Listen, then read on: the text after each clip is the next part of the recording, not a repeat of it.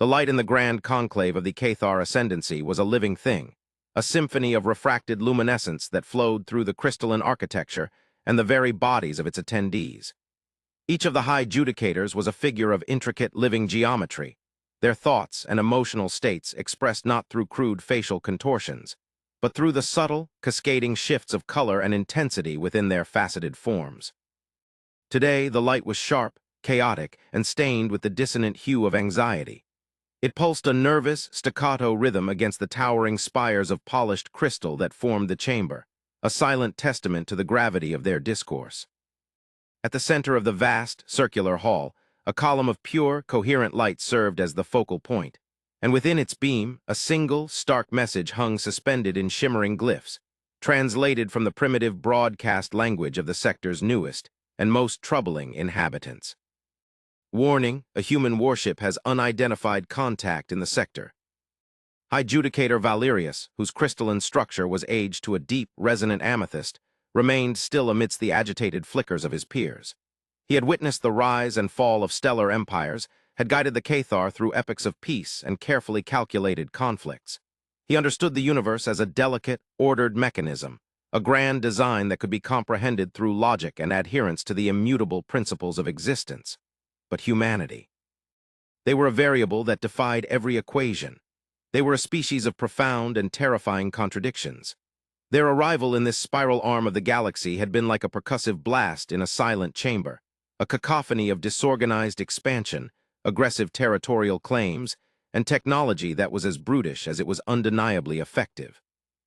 They built vessels of war not with the elegant, energy-weaving techniques of the Cathar, but with forged metals and controlled explosions, crude but powerful things that tore through the fabric of spacetime with a brute force methodology that was an offense to cosmic harmony.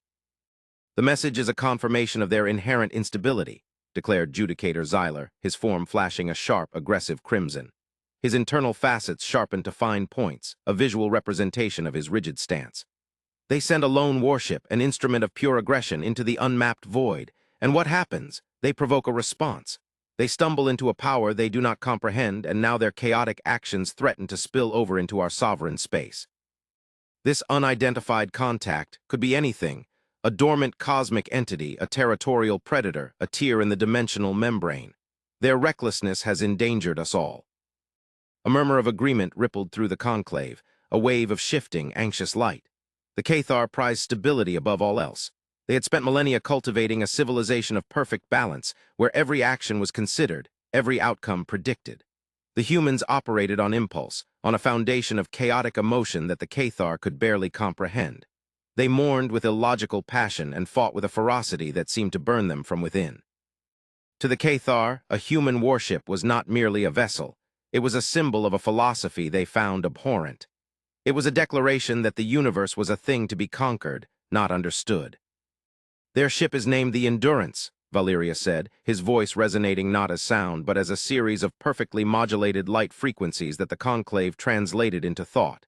His own form remained a calm, deep violet, a stark contrast to the agitated light of the chamber. The name itself is telling. It does not speak of conquest, but of survival, of withstanding. Withstanding what, Valerius? Xyler retorted, his light sharpening. The consequences of their own folly. They venture where they are not welcome. They wield power without wisdom. This vessel, the Endurance, is designated as a heavy destroyer in their own classification system. Its purpose is singular, to inflict overwhelming force, to shatter, to break, to kill. Why would such a vessel be operating alone so far from their established territories? That is the question we must answer, Valerius replied, his light softening into a more placating shade. Not with assumptions based on our own fear of their nature, but with observation. The warning was broadcast on an open channel, a universal emergency frequency. It was not a request for aid. It was not a threat. It was a statement of fact, a notification to others in the vicinity. There is a dispassionate quality to it that does not align with a state of panic. Dispassionate or arrogant? Another Judicator, Lyra, pulsed, her form a shimmering emerald of intellectual curiosity. Perhaps they believe they can contain this contact on their own. Their pride is a well-documented flaw. They see themselves as the masters of their own destiny, beholden to no higher order. They may be trying to conceal a failure, a catastrophe of their own making, until it is too late. The debate continued, a swirling vortex of light and logic, of fear and cautious reason. The prevailing sentiment was to deploy a fleet to the sector's border, to establish a quarantine zone, and if necessary, to sterilize the area should the human warship and its unknown companion breach the perimeter. It was the logical, safe, and utterly Cathar solution. Contain the chaos, excise the tumor before it could spread. To them, the human ship was a source of infection, a disease of disorder. Its destruction would be a regrettable but necessary act of cosmic hygiene. Valerius, however, felt a deep disquiet. He had studied humanity more than any of his peers. He had reviewed their fragmented history, a litany of self-destructive wars and breathtaking acts of creation. He had listened to their music, a chaotic blend of harmony and dissonance that could evoke emotions he had no name for. He saw in them not just a flaw in the grand design, but a different kind of design altogether. They were not beings of pure logic, but of will. And a will that could forge such crude, powerful warships could, perhaps, be directed by a purpose more complex than simple aggression. He could not shake the feeling that they were all missing a crucial piece of the puzzle, that they were judging a book by its cover, even if that cover was a kilometer-long vessel of plated armor and weapon emplacements. To act against them without understanding is to act in ignorance, Valerius projected, his violet light deepening, commanding the attention of the conclave. And ignorance is the parent of chaos, the very thing we seek to avoid. I will not sanction the deployment of a purification fleet. I will lead an observation mission myself, a small flotilla cloaked and at a safe distance. We will watch, we will listen, we will learn. Only then can we make a decision that is based on wisdom, not on fear. There was a moment of profound silence in the chamber, the chaotic light patterns subsiding into a state of contemplation. The authority of Valerius was immense, built upon millennia of sound judgment. To defy him was to challenge the very foundation of their ordered society. Xyler's crimson light pulsed with frustration, but it was a contained energy. He would not openly oppose the elder judicator. Your caution is noted, High Judicator, Xyler finally conceded, his light hardening into a formal, respectful ruby. But should this anomaly or the humans make any move toward our space, your observers are to report immediately. The conclave will not hesitate to act decisively. That is understood, Valerius affirmed. His decision was made. He would take the fleet of silent vigil and journey to the edge of the void, to the sector where a lone human warship stared into an unknown abyss. He felt a strange sense of anticipation, a feeling akin to what he'd gleaned from human poetry, a mingling of dread and wonder. He was going to witness something fundamental about humanity, and he suspected that whatever he found, it would change the Cathar's perception of them forever. The universe was about to present them with a new variable, and for the first time in centuries, the outcome was not something that Valerius or the entire Cathar ascendancy could predict. The journey through the interstellar medium was a silent, graceful procession. Valerius's vessel, the stasis of intent, did not tear through space-time as human ships did.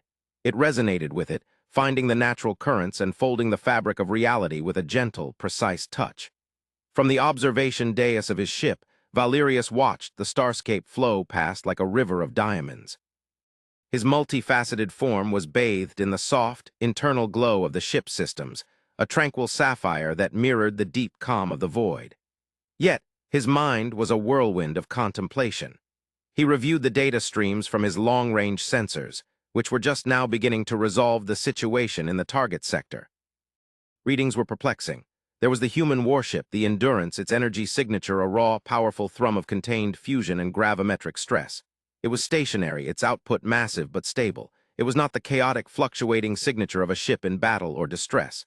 It was the steady, controlled output of a machine performing a demanding, continuous task. And then there was the other signal, the unidentified contact. It was not a ship. It was not a celestial body.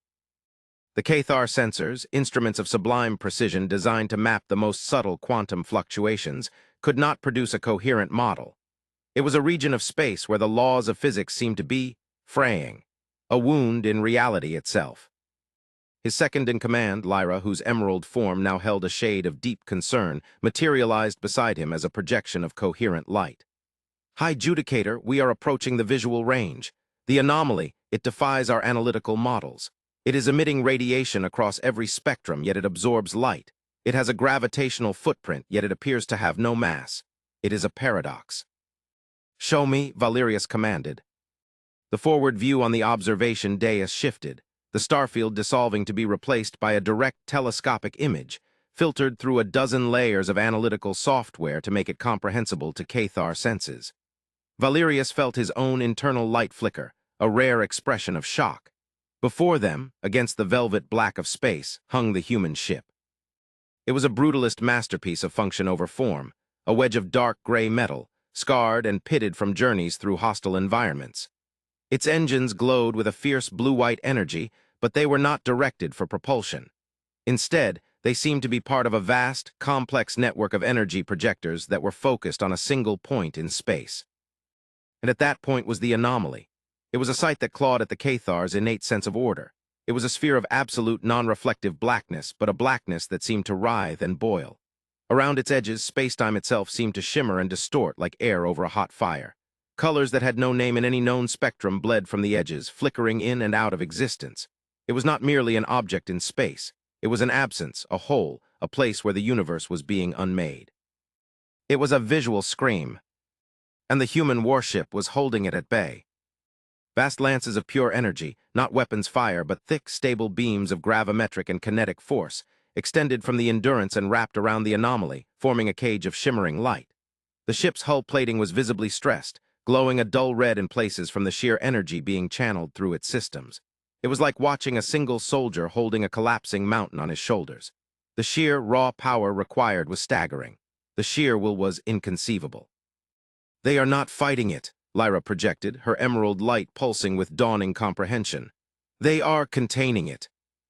"Their weapon ports are cold," Valerius observed, his own processors working furiously to recontextualize everything he thought he knew. "The energy output is directed entirely through modified shield emitters and what our scans identify as tractor beam arrays. They have repurposed their entire ship into a containment device." A warship and instrument designed for destruction was being used for an act of preservation on a cosmic scale.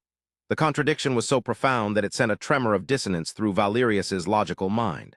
Why would a species so famously aggressive and expansionist engage in such an act?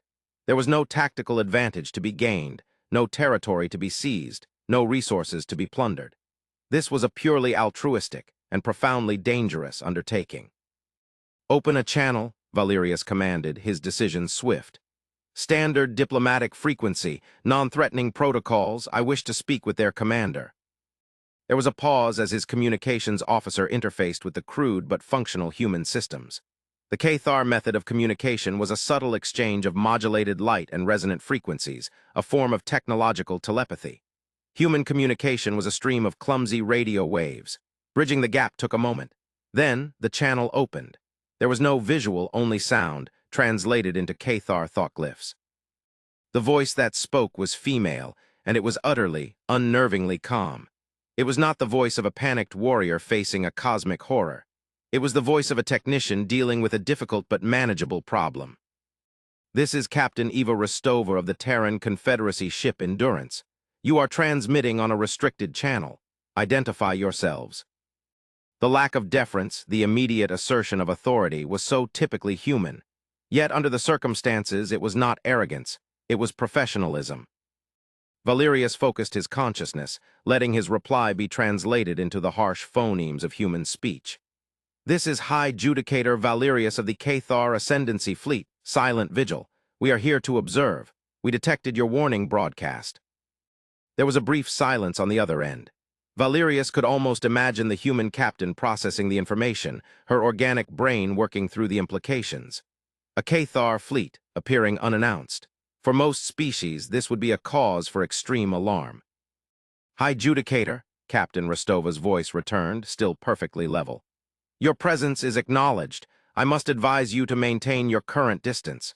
The containment field is stable, but the anomaly is unpredictable. There is significant spatial distortion in this vicinity." "We have observed your efforts, Captain," Valerius said, choosing his words carefully. "Your vessel is a warship, a heavy destroyer. It is not designed for such a task. We do not understand." Another pause, longer this time. When Rostova spoke again, there was a new quality to her voice, a hint of something that was not quite weariness but the profound gravity of her responsibility. "Judicator, in our experience, the universe is not always a peaceful or orderly place. Sometimes things break. Sometimes things arrive that should not be here. When we first expanded into space, we built ships to fight each other. It was a failing of our species. We learned from it. But the ships we built, the tools of war, were also the most powerful and resilient things we had ever created. We learned that a weapon that can shatter a planet can, with modification, also hold one together. A shield designed to repel a lance of plasma can also be used to contain a rupture in spacetime. Valerius felt his internal light shift, a slow, deep pulse of wonder. This philosophy was utterly alien to the Cathar. Cathar tools were designed for their specific purpose with sublime perfection. A tool of war was a tool of war. A tool of science was a tool of science. The idea of repurposing one for the other was a form of conceptual chaos. "You are expending tremendous energy," Valerius stated, the observation a gentle probe for more information. "Your ship's core must be under immense strain. You cannot maintain this indefinitely." "We are aware of our operational limits, Judicator," Rostova replied. Her tone was not defensive, but simply factual. "The Endurance can maintain containment for another 73 standard hours. After that, the integrity of our gravimetric emitters will begin to degrade catastrophically." "And what is your plan then, Captain?" Valerius asked, the question hanging in the void between their ships. The answer was the most shocking thing Valerius had heard yet.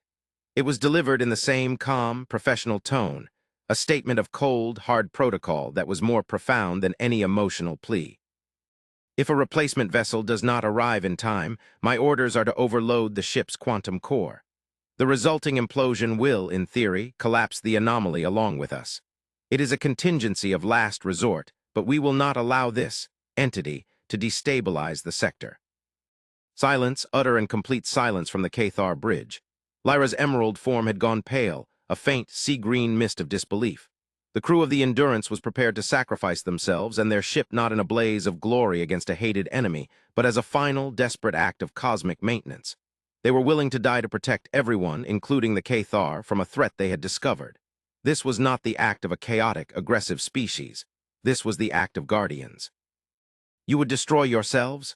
Valerius asked, his own resonant frequency wavering for the first time. "The mission is to ensure the integrity of the sector, Judicator," Rostova's voice came back, unwavering. "The ship and its crew are assets to be utilized in the fulfillment of that mission. We are not the priority. The continuity of a stable reality is." Valerius turned his sensor focus back to the human ship. He saw it now not as a crude instrument of war, but as a bastion, a fortress of will against the encroaching chaos. The scars on its hull were not signs of brawling aggression, but the honorable marks of a veteran sentinel that had stood watch on the edge of the abyss for a long, long time. The raw, brute force power of its systems was not a sign of primitive design, but a necessary tool for a job that required nothing less than overwhelming force, not for destruction, but for control. He had come here expecting to confirm his suspicions about a reckless and dangerous species. Instead, he was bearing witness to a display of disciplined, ethical sacrifice that humbled him to his very core. "Captain Rostova," Valerius began, his voice now imbued with a new, profound respect. "Describe the nature of the anomaly. Our sensors cannot resolve its properties. Your proximity may have given you greater insight." "We call it a bleed," the human captain explained, her voice shifting into a more technical, descriptive mode. It was clear she appreciated the change in topic, the move from the philosophical to the practical. "It's a point where the membrane between our universe and a less structured substrate has worn thin. It's not alive in any biological sense, but it is not inert. It expands. It converts matter and energy into a state of paradoxical chaos. Left unchecked, it would grow exponentially, consuming this entire star system in a matter of weeks, and the sector in a matter of years." "Have you encountered such phenomena before?" Lyra interjected, her curiosity overriding protocol. "This is the 7th bleed the Confederacy has had to contain in the last century," Rostova confirmed. The casualness of the statement was staggering. This was a routine, if terrifying, part of their existence. While the Cathar were perfecting the harmony of their inner worlds, humanity had been quietly, thanklessly fighting to keep the walls of reality itself from collapsing. Most are small and collapse on their own. This one is unusually persistent.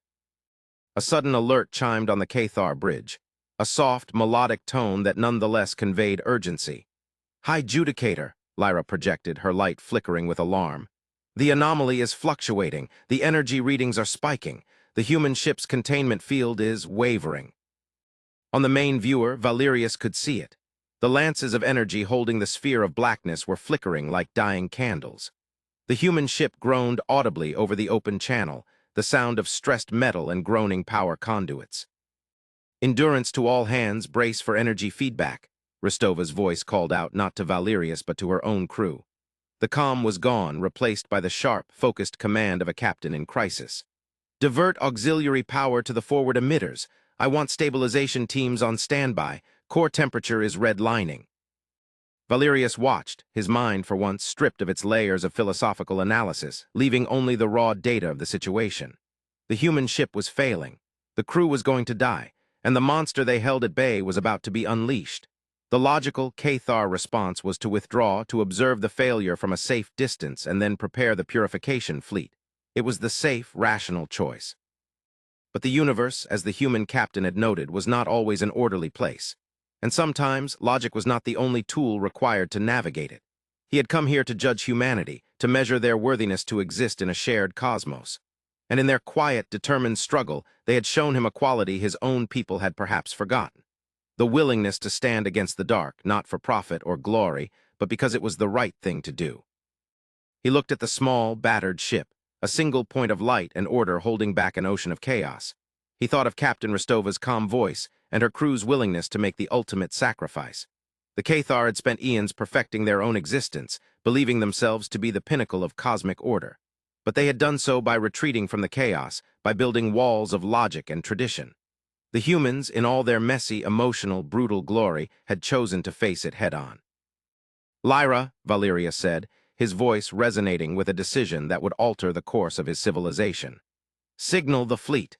They are to move into formation around the human vessel. Instruct them to synchronize their energy projectors with the human's containment field. We will lend them our strength." Lyra's emerald form froze, a perfect statue of crystalline shock.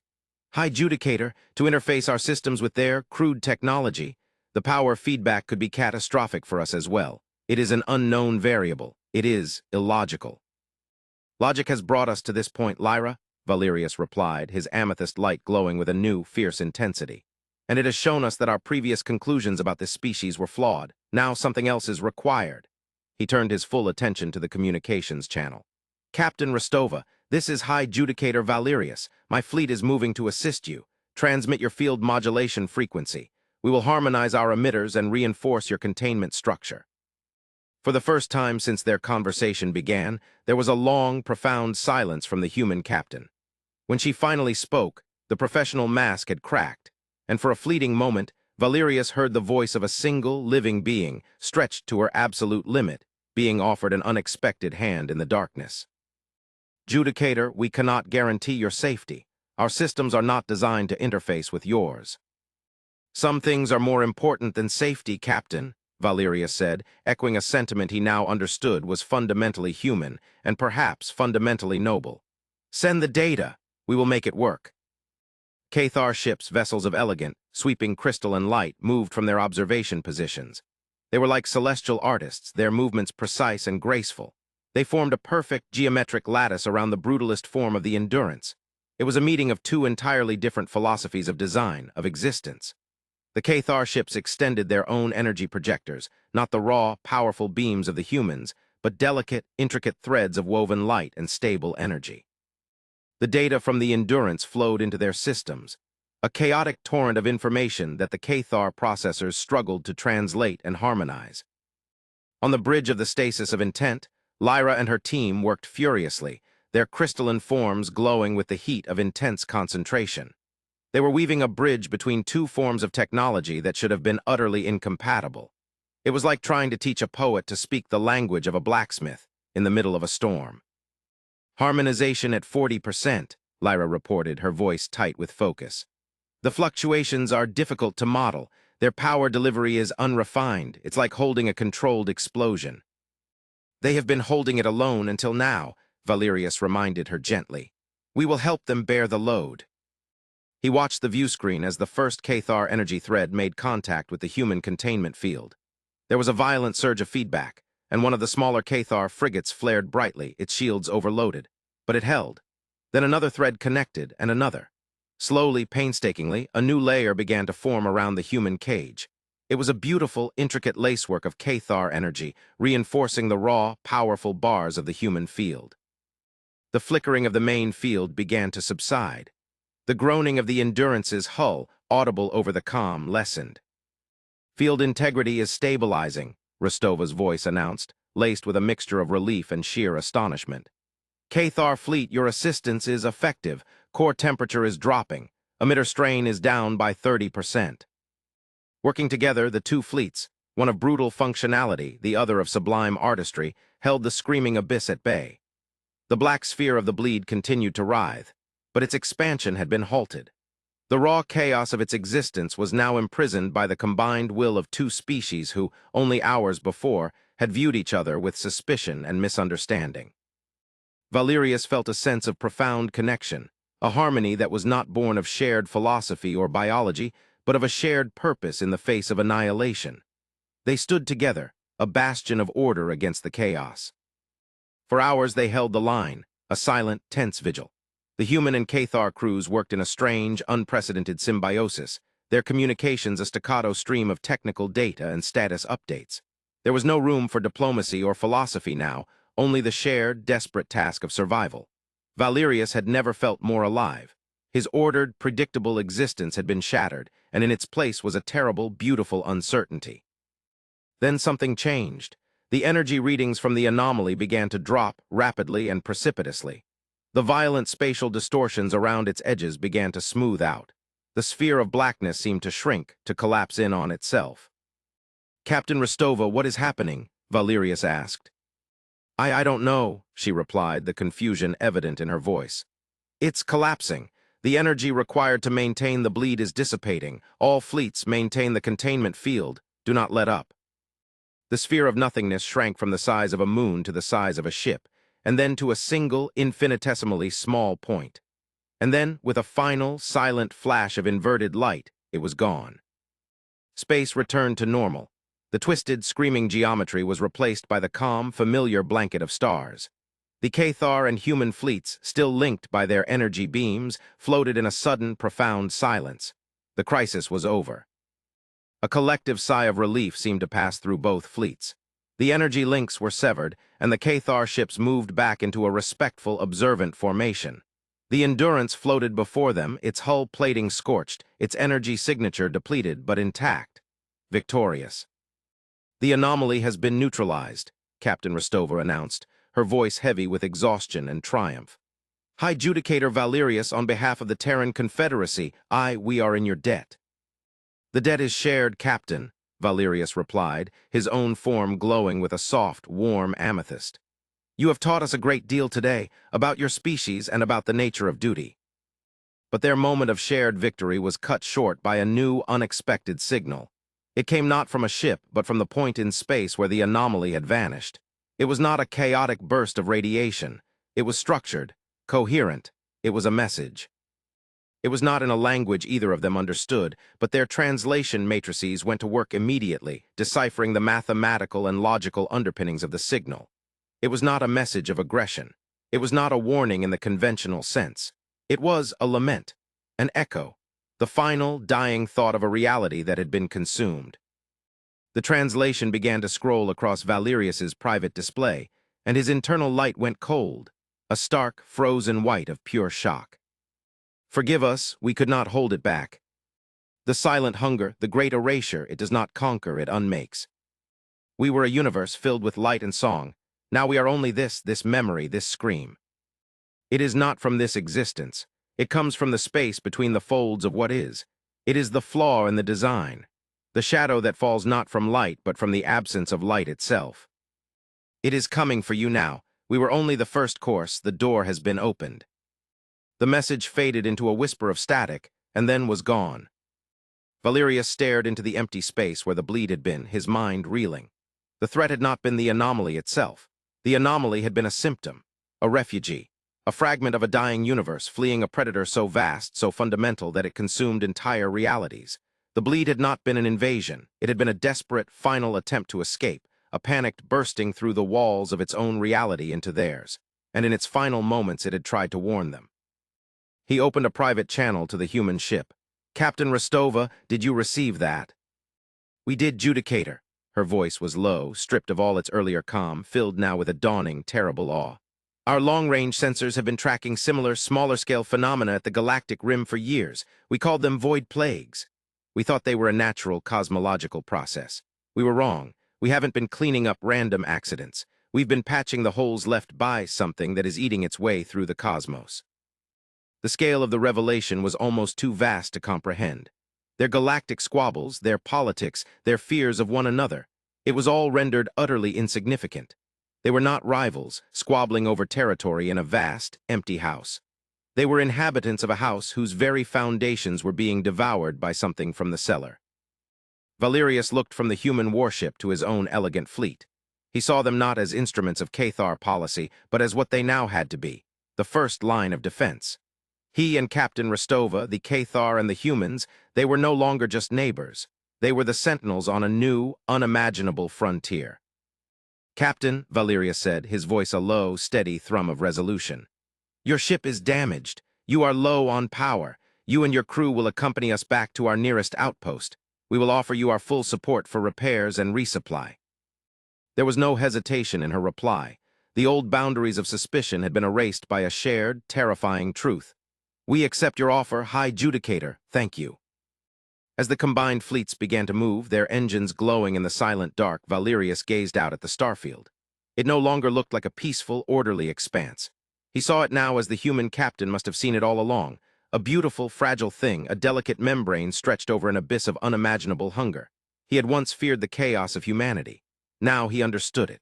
Their chaos was not a flaw, it was a byproduct of their resilience. They were a species forged in conflict, tempered by hardship, and in their brutal, stubborn way they had taken it upon themselves to stand guard over reality itself. Their warship, the Endurance, was not a monument to their aggression, but to their profound, unyielding will to simply endure.